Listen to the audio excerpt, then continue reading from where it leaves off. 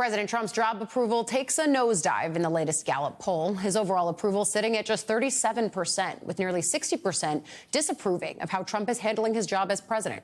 It's the lowest rating so far of his second term, and just slightly higher than his all-time low of 34% from the end of his first term, following the January 6th attack on the Capitol. The steep decline is being driven mostly by independents, with only 29% of them approving of Trump's job performance. That matches the lowest rating from that group during either of his terms in office. Meanwhile, approval from Republicans remains steady at nearly 90%. Joining us now, Republican strategist and MSNBC political analyst Susan Del Percio, also with us, political strategist Maya Rupert. Susan, I'll start with you. There is this argument that Trump doesn't care about his polling numbers because he's been reelected and he's not going to be on a ballot later. But this might also be a messaging opportunity if Trump's calculus for policy decisions isn't based on aggregated polling data, but rather just what he wants to see happen. Can that be used against him at some point going forward, whether in the 2026 midterms or beyond? Well, I think, Allie, it has to do more. Donald Trump's ego has to have good poll numbers. That's what usually drives him, and then drives him to either lash out or complain about the polls. But right now, he's in a whole different place with the Epstein matter at hand.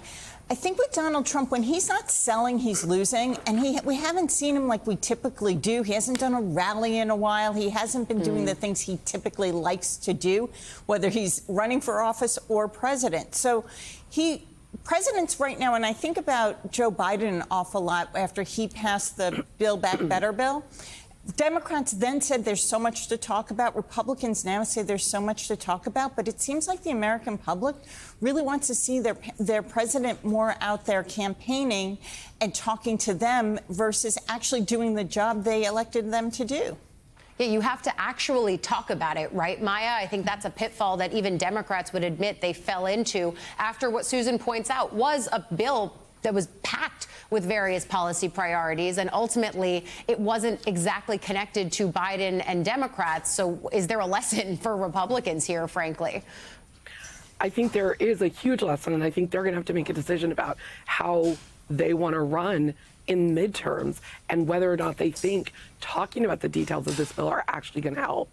I think what the situation that Republicans are going to find themselves in, if Donald Trump doesn't care that much about his polling numbers because he won't be on a ballot, a lot of Republicans are going to be. So they're going to have to be the ones to answer for the Medicaid cuts and the tax breaks to incredibly wealthy people, while working people continue to feel the same pinch of the economy, the same affordability issues that really were the centerpiece of Donald Trump's campaign. Yeah. And no one has really seen very much relief on any of those things yet. So I think that's going to be the question to Republicans during the midterms. Do you want to talk about this bill, or are they going to be sort of hiding from it?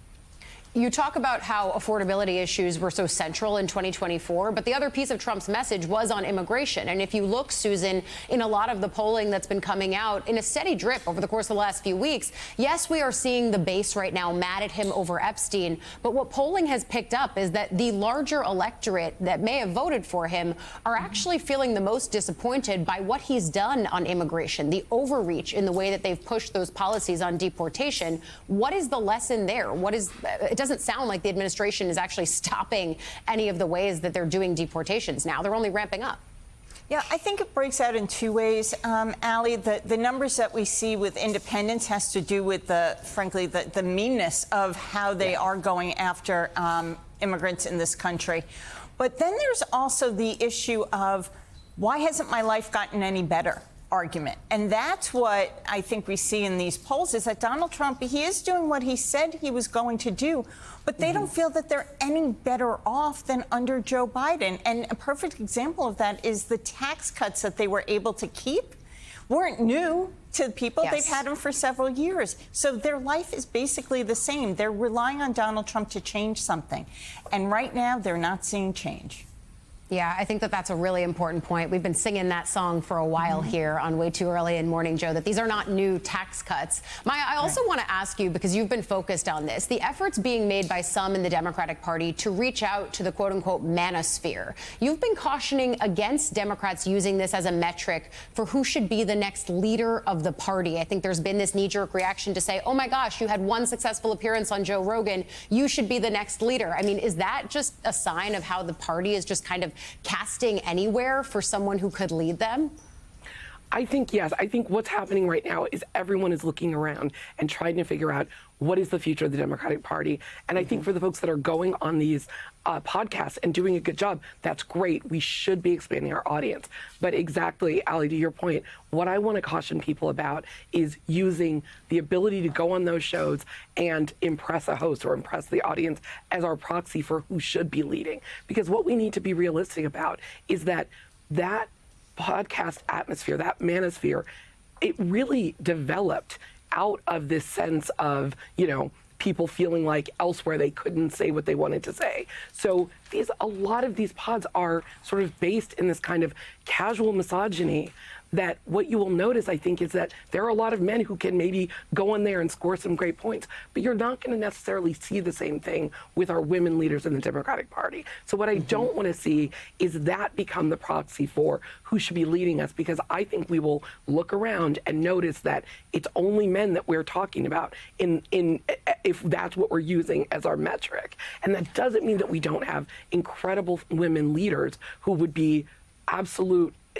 incredible nominees. We just need to be really cautious about what we're letting performances like that say about the direction of the party.